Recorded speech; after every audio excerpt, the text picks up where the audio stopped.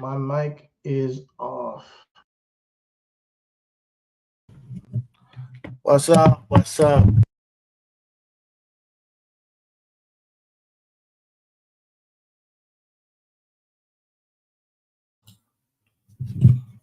Hey, hopefully y'all can hear me. What's up? Welcome to Smack Talk with ChidiBang. I'm your host, ChidiBang of the Real Wrestling Podcast, the Underground of Professional Wrestling Podcast. I'm here to talk about SmackDown Live. It was cool. It was good. It was good. Good show. It was a good show.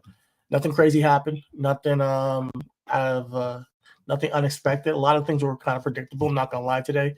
But let me get right into it.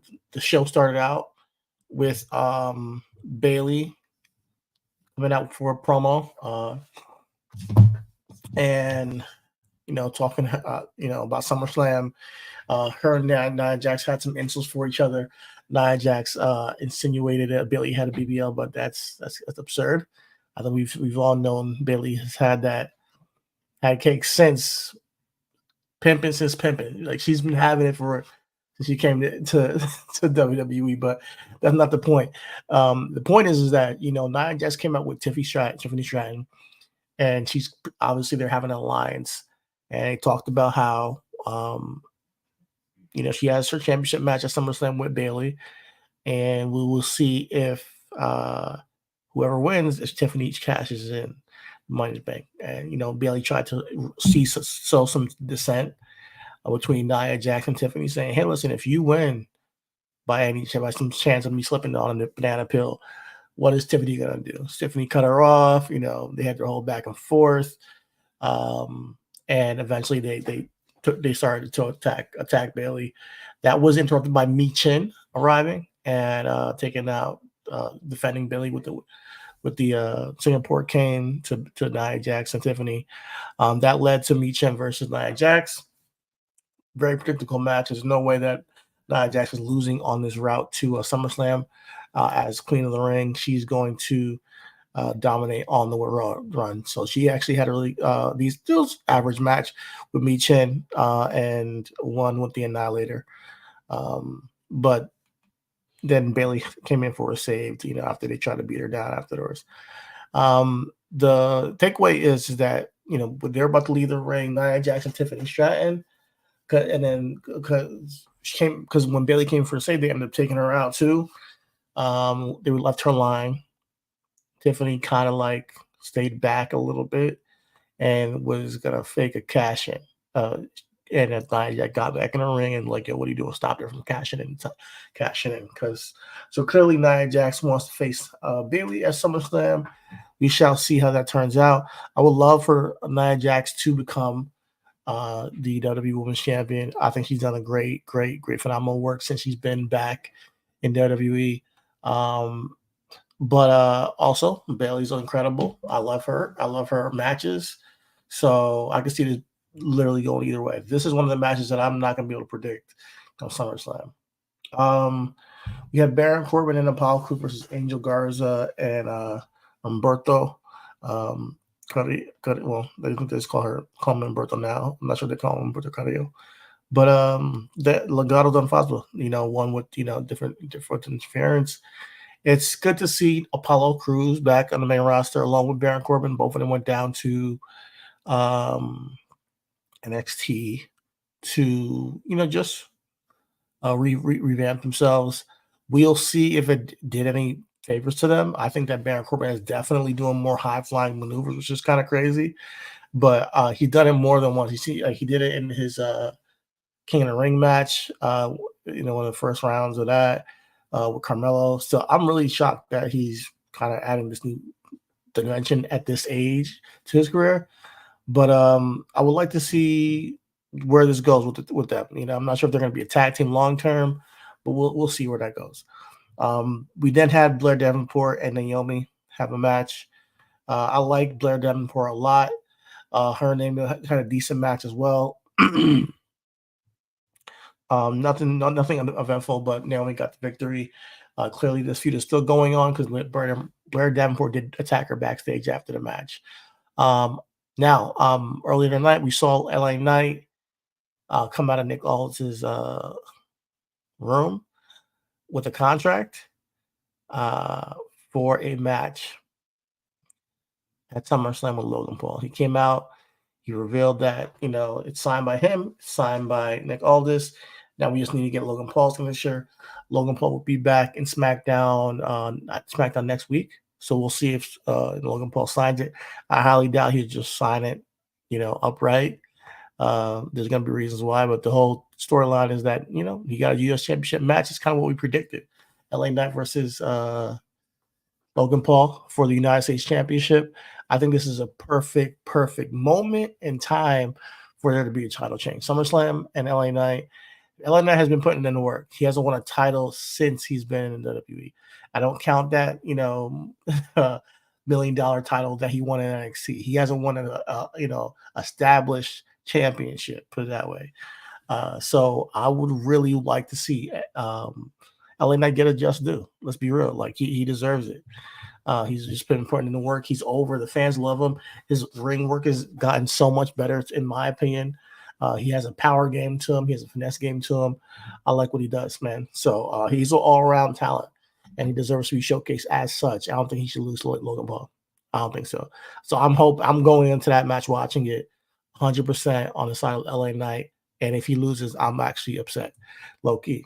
Then we got a tag team title match, DIY versus A-Time Down Under. I like this match.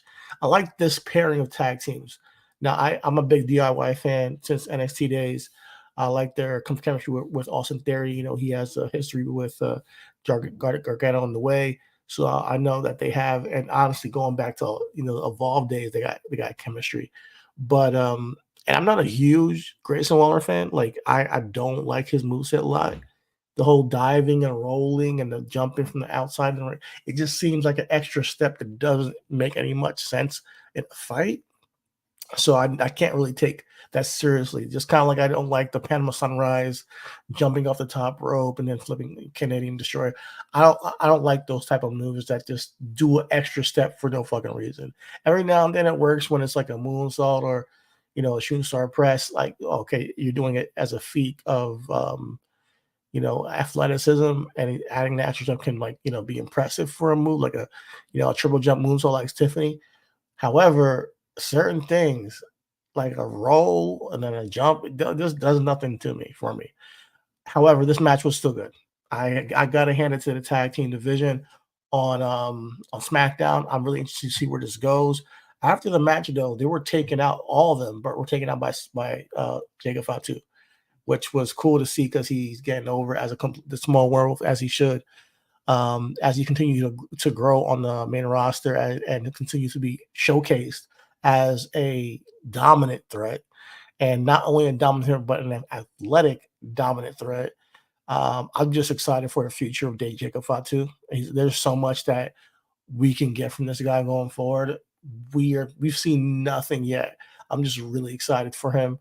But him taking up the tag division, typically I would have a problem with them kind of like burying the tag division after a tag title match. But it's Jacob Fatu, so I don't have much of a problem because he's a specific type of talent. Um, I hope this leads to a tag team title match with DIY versus two members of the Bloodline, whether it be Jacob and somebody or whether it be God, Tama and Tangaloa for the tag team titles. I can see it being Tama Tonga and Jacob Fatu for tag titles at SummerSlam. I want to see that, and see that'd be ill. Tama Tonga and Jacob Fatu for tag titles against DIY at SummerSlam. Sign me up. That sounds has the makings of something that could be a banger right there. Yeah, man. Good shit, good shit. And then that led to the Bloodline segment to close the night. Early in the night, Randy Orton, stopped by Cody's locker room. He's like, "You're gonna be face to face with the Simones tonight, I'm sure, and I'm sure you're not gonna want me out there, but I'm gonna have your back no matter what." And then after you defeat this after all the Bloodline shit, there's gonna be people after your championship. And he looks at the championship. He's been looking at it for a lot lately. He's like, "But I'm gonna have your back even then." We all know their history with Legacy. So there's definitely there's definitely potential for a feud down the line. But right now they're doing a slow burn with that feud because we're getting through his bloodline stuff first.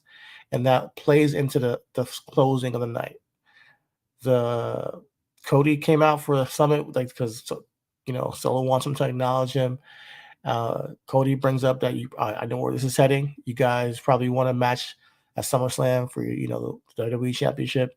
He says he's down, you know, but he wishes he can give it to him tonight. They surround Cody. They start jumping him. Randy Orton comes out for the save, but it's 4-on-2. It's just Bloodline 4-on-2. Nobody else is around to help him, and they beat the dog shit out of Cody Rhodes and Randy Orton. They go as far as to ram the steel steps into Randy Orton a couple times. They tie Cody up in the ropes as he can look at Randy Orton while they're abusing him. So right in front of Cody Rhodes, they're looking at his former mentor and Randy Orton get completely demolished, completely taken advantage of. And he's like, "Don't do it, take me," as he's wrapped up in the ropes.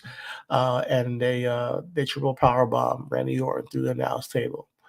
I'm sure this probably will put Randy out for a couple of weeks at the very, least.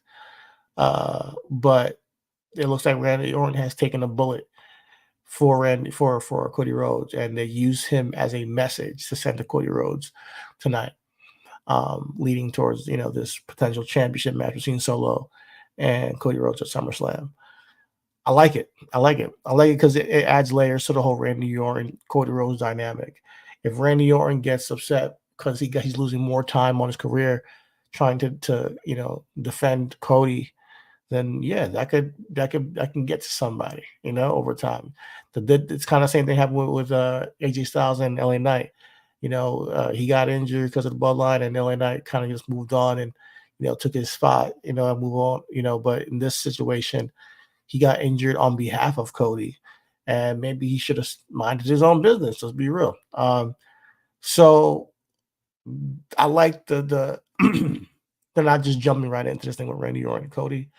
And I like that we're showing the bloodline as dominant week in and week out for the past couple of weeks, because I think there's a lot of people that, say, oh, it's not the same anymore with Solo. I like Solo, what he's doing. For a guy who was a rookie not too long ago, to be in this main event spot and to be on the microphone better and in the ring better and to be the leader of a group on his own in the main event on SmackDown, I think it's a massive spot for him to be in and to fulfill, and he's doing a great job in my opinion. He's not going to me, he's not going to be Roman, but with the group as a whole, with the genuine change in tone and aggression that he's brought with the bloodline, the suits and everything, changing up his style to represent himself as a leader. I fuck with it. I fuck with it all. It's incredible. So we'll see what goes down next week and towards SummerSlam. It should be a good SummerSlam. I don't think I'm missing anything. I think it was a pretty fair, fairly, 2 hours. These 2 hour shows. I love it. It's quick in, quick out, and we're able to close our night. But you guys, let me know. Leave a comment about what your takes are on SmackDown. Definitely like, subscribe, do all that good shit, and follow us on all the medias and social nets. We are RW Podcast One on Twitter. We have Lima Wrestling Podcast everywhere: TikTok, YouTube, Facebook. Just follow, subscribe, like, do all that good shit, and support the guys, support the boys here. Wrestling, the underground of professional wrestling. All is love. Everything.